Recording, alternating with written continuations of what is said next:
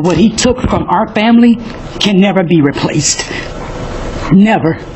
You know, he tried to destroy our family, but he needs to know he didn't destroy anything. He made us stronger. That's a family member of one of the victims who was killed by 47-year-old Chester D. Turner, one of the most prolific killers in Los Angeles history. Turner is just one of the 3 men responsible for brutally murdering multiple women in the 80s and 90s. More than 100 women in South Los Angeles were killed during that time. Police point to highly addictive crack that caused many women to turn to prostitution and other crimes to support their addiction. Turner and the other 2 men reportedly targeted these women. He was already on death row for murdering 10 women, but Friday, Turner was given an additional life sentence for 4 more murders. For HuffPost Live, I'm Logan Tittle. All right, we got Chester Turner, Thank you for using the Southside Slayer. Man, what's going on, man? They kind of brought the phone to me a little late. I just got it. That's all right. I see that. I was on the phone with someone. I had to dump them off. So we're good. Are you okay? Oh, yeah. Huh? Are you good? Oh, yeah, I'm feeling a little bit better. I'm feeling a little bit better now. Are you? Yeah, that shot was like, woo. Yeah, man. I'm starting. I'm a little nervous taking that, so I'm waiting to see how it goes for a while with other people. No. Don't get me wrong. Hey, it's good. It's good to take it, but it just feel like you get mild symptoms of having the virus. Right, I got you. And wow. Yeah, and it probably takes when you get it. Just make sure you might as well kick back. Make sure you do it on a day where you don't have nothing else to do. Like a couple days, relax after that. Yeah, exactly. So we're talking to Chester Turner, Chester Dwayne Turner. Chester Turner is in San Quentin State Prison. I just want you to know I'm recording you, Chester. Is that okay? Yes. Chester has an appeal process he's working through, and he has asked not to talk about specifically the crimes, which we won't today. Chester, what's your prison nickname? My prison nickname, they call me same as my street name is Tutu. That's what they call you? Tutu. And why that? Why that? Why Tutu? That's my gang name from Hoover. Really? So I've got a picture of you I'm showing on the screen here. It's a picture of you. Maybe you were at court. It looks like you've got a pretty nice scar on your right cheek. Yeah, I got that scar. I guess you could say like any other individual. I was out there trying to survive. I was selling drugs on the street. Right. Streets. Yep. And at the time I was selling drugs, I had 3 individuals approach me, wanting to buy drugs from me. And while I was getting the drugs out, trying to sell it to them, I get socked by one, and then I start back fighting. Then I got cut with a box cutter across the face and across my hand and my wrist.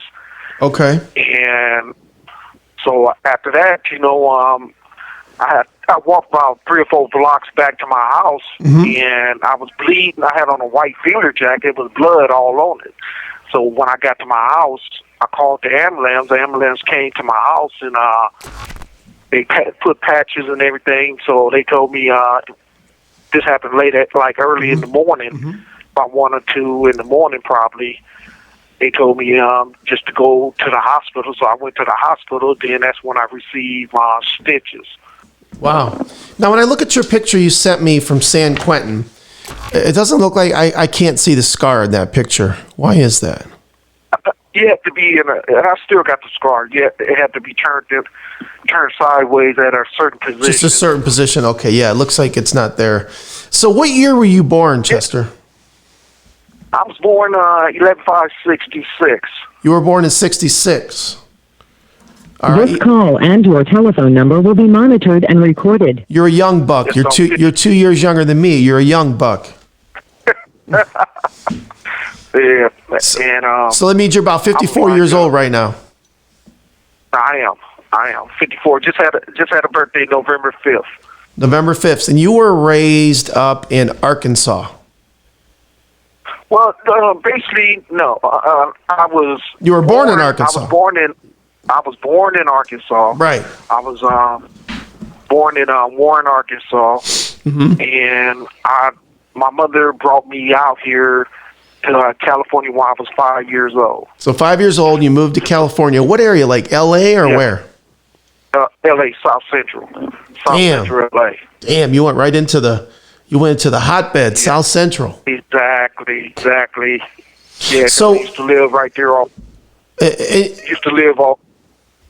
Go ahead. Go ahead. Yeah, I used to live right there on off of Colden between Vermont and Hoover. And your dad scooted, so you had a father, but he scooted, so then you moved out with your mom. No. How'd that go? Not exactly.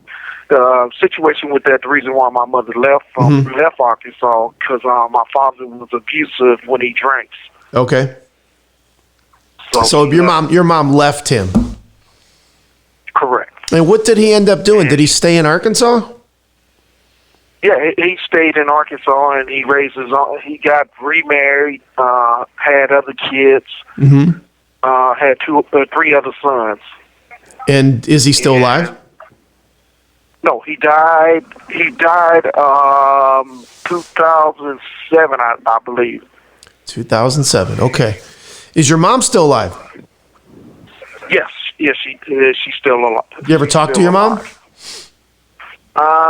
It's been a couple of months. It's been about three or 4 months since I talked to her. Okay. And so it's been a minute. So I wrote her. So I'm waiting to get a response. Well, if you need anything from me, if you need anything from me out here, just let me know. Okay. You know, someday you and I are going to do one hell of an interview when you can really talk. That's what I'm waiting for. When you could really talk, you and I are going to do one, maybe even a book. But what I want to just chat with you a little bit right now is just for YouTube. So Chester, your moniker, the media dubbed you the Southside Slayer, which is ironic because I think there's 3 people that have the same name, Michael Hughes and someone else. And correct. You moved out to California. You were working like for Domino's Pizza. You're probably just trying to stay alive, and you ended up in some homeless shelters. Is that correct? Basically, I didn't end up in a homeless shelter. It's basically I was working at Domino's when I was 17, 18 years old. That's the only job, that I could qualify because of my education. And I was also doing that and selling drugs on the side, making money. And during the time at the homeless shelter you're talking about, I was like, the shelter was like where I worked. It's like how would I say that? Where I was working. And in the homeless shelter right there. You worked there too. Okay. Okay, there you go. It's a program. Did they let you stay there while you worked there? Did you get to stay there while you worked there? Correct. Oh, that's cool. Correct. I was working security there. So did you get caught up? You got caught up in some crimes, maybe an assault and cruelty to animals and stuff like that growing up. Did you have some crimes you got arrested for? Assaulting an officer, cruelty to animals, are those legitimate charges? Oh, you're talking about the K-9. Talking about the K-9. Really, that was really the whole story on that, basically is that during the time, that night, I found out my grandfather had died. Okay. And at the time, I was staying in a hotel, the hotel off Broadway and 88 place. So the hotel I was staying at, I went there, and when I got back to the hotel, it was my girlfriend that I had a relationship with.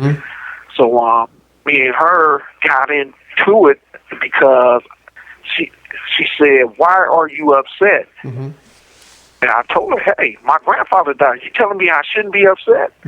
She's like, "No." Then during that time, I told her, get out. And she got out. The next thing I know, because I was on parole, she went and stopped the police. So the police came. When the police came into the, after she told me, well, it was her room, even though I paid for it. The police came to my room.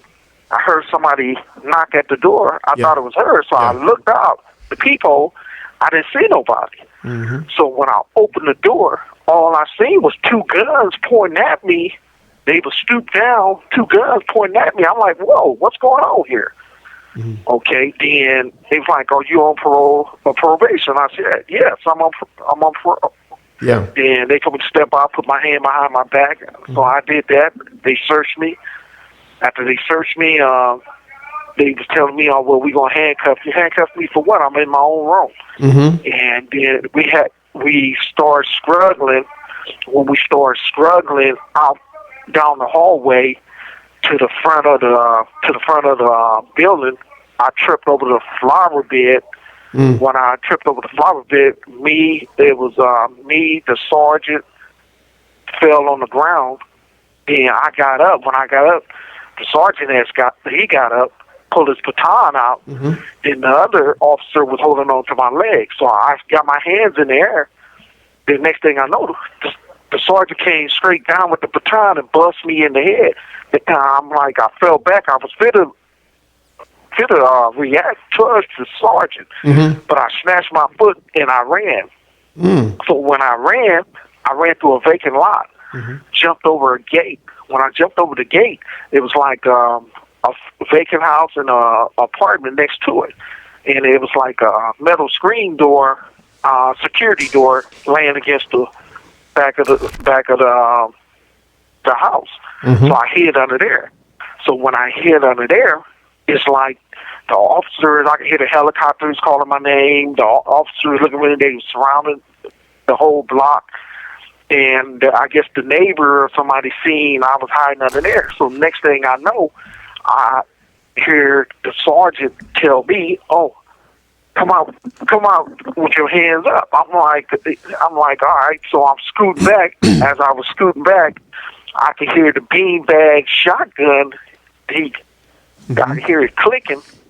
Then next thing I know, I got shot 5 times. He shot me 5 times in my shoulder, in my right shoulder, and drug me off under there, flipped me over, and they put me in handcuffs. When they put me in handcuffs, they grabbed my right leg and they twisted and snapped my leg.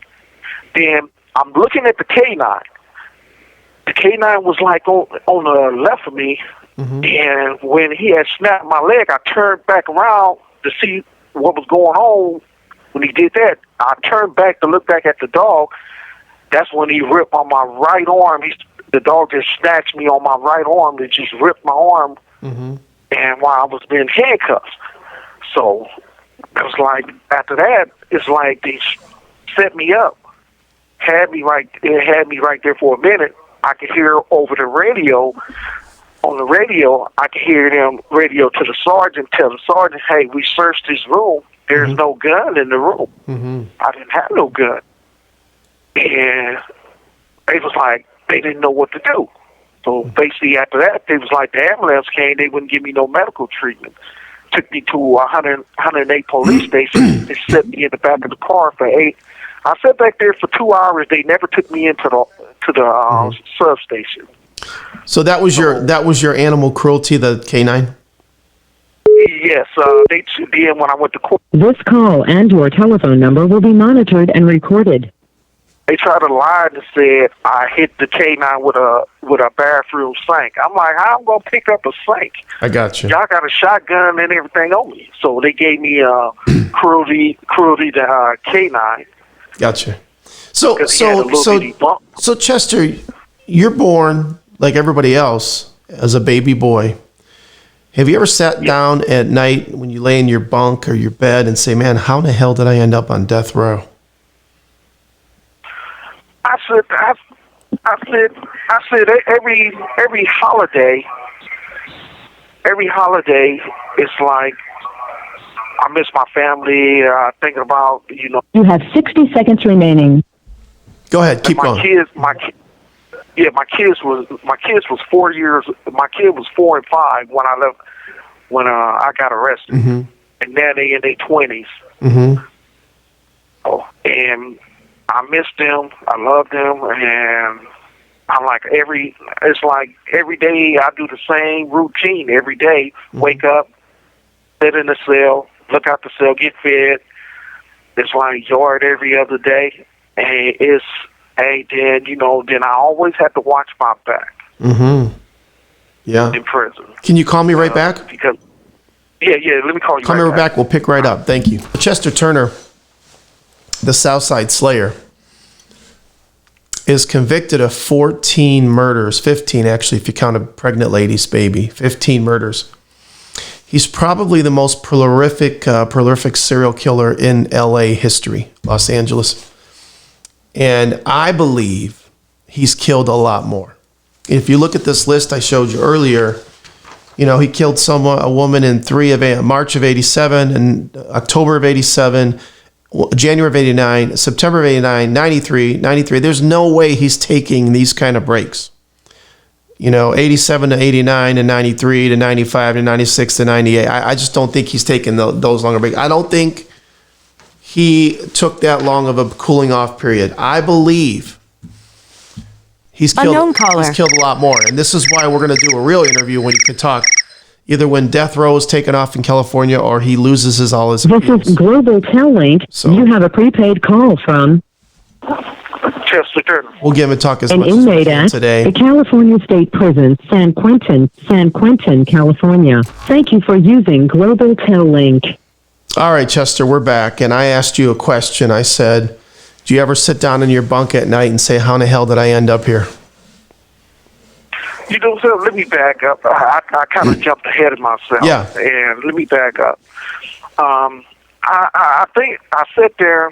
I really go back to basically when I was coming up. I was like a mama boy. And after being a mama boy, then after the first I started hanging out with the wrong crowd in the streets. And it's like when I was as a juvenile, when I got into it with one of my boys, because he thought because I was humble and he's trying to bully me, trying to show out in front of the homies, that he tried to stab me with a box cutter, and that's when I had to knock him out. Then as I was picking up the box cutter, he ran up on me and I cut him across the shirt, and I wind up going to juvenile justice center, going to court, and I wind up. I didn't get no time. They didn't send me to YA. I got probation for it. Right. But I had to go to Las Padrinas. That's the longest 2 months I had to stay locked up as a kid, first time. How old were you? I was 16. Okay. Gotcha. So I was about 16. Yeah, about 16. So after doing that, I started. Then it's like I came home.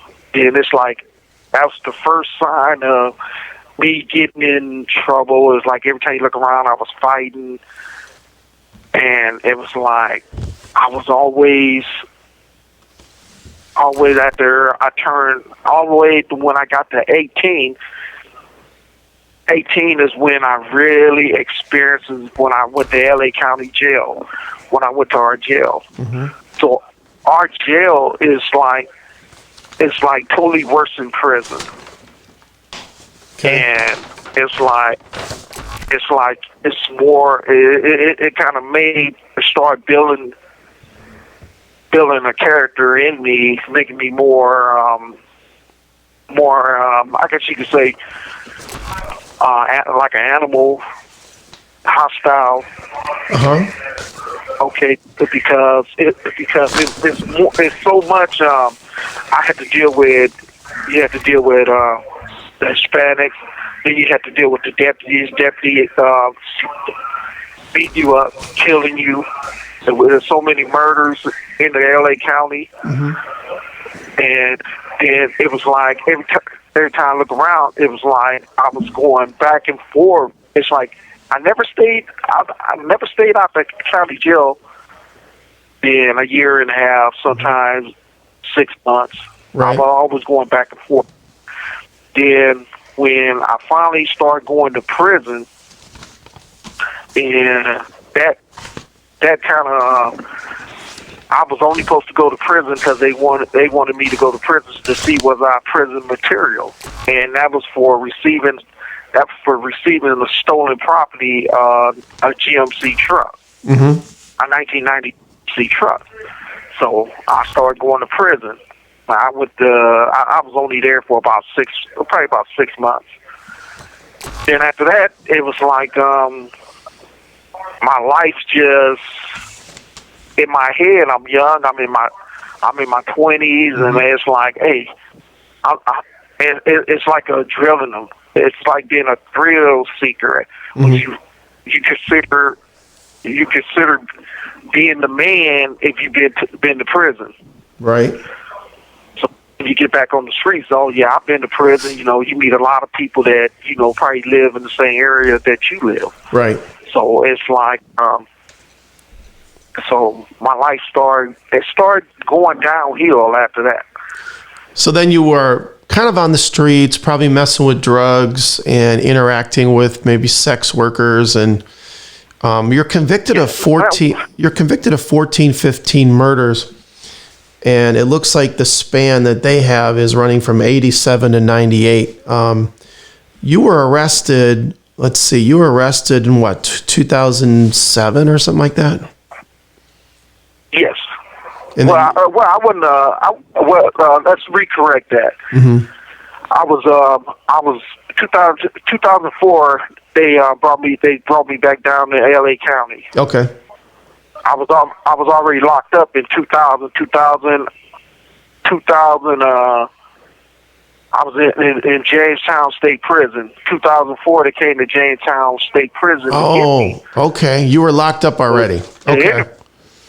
Yeah. You were locked up, let's say, for a murder, and they came and got you and said, "Hey, we have a DNA or something," and it hit on some of the cold. Yeah. Cold case. Then when they came and got me for the cold case, in 2004, I went to L.A. County. From the time being in L.A. County, I dealt with a lot of. I really didn't have too much problems. I had a lot of fights. Yeah. I had a lot of fights because of the situation of my case. And while I was down there, it's like from 2004 to 2007, I came to St. Quentin. I arrived at St. Quentin in 2007. So you were convicted of 10 murders in 2007, then another 4 murders in 2014. Yes, and then on 3, then later on, and 3/3/11, they came and got me for ad charges at St. Quentin. Okay. And I went back to L.A. County. Then I stayed at L.A. County. They wanted to give me life for those, but I told them, no, I'd rather go ahead and fight the death penalty. Yeah. So we went ahead and we went it all the way for the death penalty. So you have like 14 death sentences right now? Yes. Yes, I do. So, I'm going to dance around this a little bit, but if you're really committed the murders that you're convicted of, you're one of the most prolific killers in LA, and I believe that there's more, because there's no way somebody doing what you're doing takes those longer breaks. But you and I can get into that later. But you're in San Quentin. Go ahead. Well, the situation on that, by my understanding, that they did have more. They said they did have more murders, but they didn't never charge me with. This call and your telephone number will be monitored and recorded. That would be my guess, doing what I do, Chester. That's my guess. But I can't wait to talk to you about all this, and I'll get off of it because I know you don't really want to talk about this. But let me ask you this. Exactly. You're in San Quentin, man. That's the fucking big house. You're on death row. What is it like to be on death row in San Quentin? Being on death row, it's like when I first got here.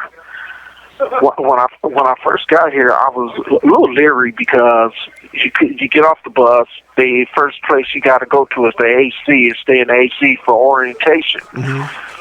And it's like, is that called the adjustment center? Yes, the adjustment center. Mm-hmm. So I was in the adjustment center for about almost two or 3 months before they sent me over here to East Block. East Block is one of the main is a cadem unit. East Block and Donner is a cadem unit. Mm-hmm. So when I got here, so it was like I had to be more people. It's like they know who you are because they see the news. Everybody got TVs. They get newspaper. Mm-hmm. My case was always in the news, so they know who I was. So Are you in a single man cell, Chester? Yes, I am. You have your own cell. Yes. Are you locked up in your cell? Are you locked up in your cell most of the day? Well, I'm locked in my cell most of the days. And it's not only I'm locked up in my cell for we have yard. Yard is we go to yard for about 3 hours. Mm-hmm. Everything is over with as far as our yard time at 12 o'clock. 12 o'clock is when they start running everybody in, and they lock everything up. Then so you say 12 o'clock, you mean 12 noon, you're pretty much locked in the rest of the day? Yes. Can you see inmates next to you, or is it steel walls, or is it bars? It's bars with a security screen over it. Okay. Because so many people is getting speared. Yeah. So. Can you see people? Can you see your neighbors? No, I can't see my neighbor. Okay. No, believe me, it's like we have to make gadgets, break a piece of mirror, make a little piece of mirror and fold it, or we can stick it between the little grooves between the bars where we could see out to see who's walking down the tier. I got you. So in your cell where you spend a lot of time, a bed, a desk, a toilet, a sink, what do you have? No desk. No desk. Just it's a sink. You got the bed, the sink, the toilet. You got the light fixtures. You got 2 cabinets. Do you have a TV? And also we are allowed to have a fan. And this call and your telephone number will be monitored and recorded. And mostly everything that almost everything other prisons get. Yeah. So do you have a TV? Yes. Do you have a video game system? No. We hadn't got that. We are not allowed to get that yet. So you pass the time watching TV and reading and stuff like that? Yeah, well, and not really, because I always find something to keep me occupied. Either I do some drawing, writing, or I find something to do. I always have something to do. I showed him some of your writings you sent me. It says West, Best, Evil. Remember you made a drawing, Phil and Wendy? You probably don't remember. You probably make a million of these drawings, but you had sent me a drawing on some nice cardstock, and it says Phil and Wendy, West, Best, Evil. I don't know if you know what that is. Yeah. What kind of? I had to figure it out. I know you probably do a mess of these. Yeah, I know. That's what I thought. Then I got your handprints. Those are kind of cool. Oh yeah. Oh yeah. Now I remember. Now you remember? Oh yeah. Is that the one with the dragon? Yes. Okay. And then I got the handprints. It says right hand, left hand. Yeah, okay, that's one of a kind. I never did that for nobody right there. The handprints? Not a dragon. Oh yeah, okay, I got it. Yep. That's the reason. Hey, that's the reason why I didn't. It dawned on me what it was. Yeah. So pretty cool. Well, listen, man, it's been really good talking to you. I hope you're doing okay. I hope you're healthy, and you keep me posted on how things are going. Either your appeals end or they eliminate the death penalty in California. And I think you and I got something big to do. Oh yeah, I mean that's the main thing. If all I need is somebody to be behind me 100% that I can trust. Yep. That's the main thing. The word is trust. Yeah. Well, hopefully you and I'll build that trust. At least I'm all over. You can Google me. I am who I am. 60 seconds remaining. You could look at my track record and see what I've been doing for 35 years. And I'm not going to mention the guy's name, but I'll use the initials. AD must have interviewed you. And he's using it for some kind of one of his podcasts or something. It's coming out this week. I didn't know if you knew that, but I just want to make sure you knew that. Yeah. Okay. But the thing of it is, this interview is way better. Well, I hope so. Well, take my word for it. Hey, listen, I think you and I have a book to write, so keep in touch and let me know what you need. If you need anything from me, and we're gonna get cut off here. So, you have a great day and a great weekend. Okay. Hey, you do the same. Thanks, Chester. All right. Hey, take care. Thanks, man. All right. Bye. Bye. So, it is our goal to interview Chester Turner when his appeals are over or his death penalty gets taken off the table in California, which it might.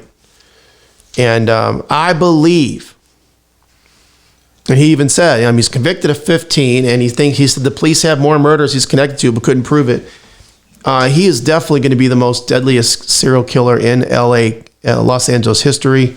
I mean, you got Ramirez, you got the Grim Sleeper, you got all kinds of people out there, the Hillside Stranglers, and I believe Chester Turner has probably killed 30, 40, 50 people.